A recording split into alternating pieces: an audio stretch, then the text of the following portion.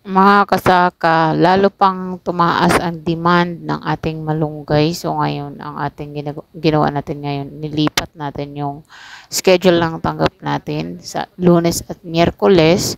Tapos nilipat na natin ang pitas sa hapon para mas marami silang mapitas. Tapos kaya nilang pumitas hanggang dilim. Ayan, kung mapapansin niyo po, dilim na, nag-iilaw na tayo dito. So ang iba dito yan, ayan.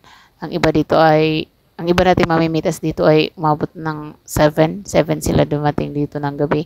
So, ayun mga kasaka, kung may mga malunggay kayo dyan na available, malapit sa Sariaya, Quezon, ang tanggap po natin ay 17 pesos per kilo. So, napakalaking halaga nun kumpara dun sa ibang gulay na nagsibabaan ng presyo. So, kung meron po kayong mga available na malunggay at kaya nyo naman ihatid dito sa Sariaya, Quezon, yan, nakapin po yung ating complete address. Pwede nyo pong ihatid ang inyong malunggay.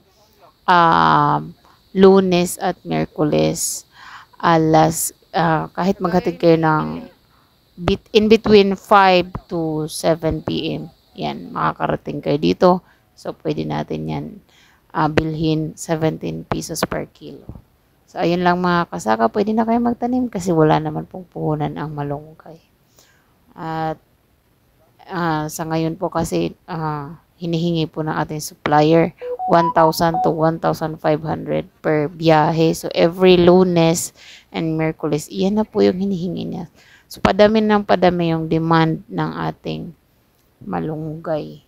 So, kailangan natin ng maraming maghahatid mga kasaka. So, anytime pwede kayong mag-contact sa atin dito sa ating page, Vance Farming PH. At ang ating location, ipipin ko dito sa video na to para iwas maraming tanong, pati na yung presyo.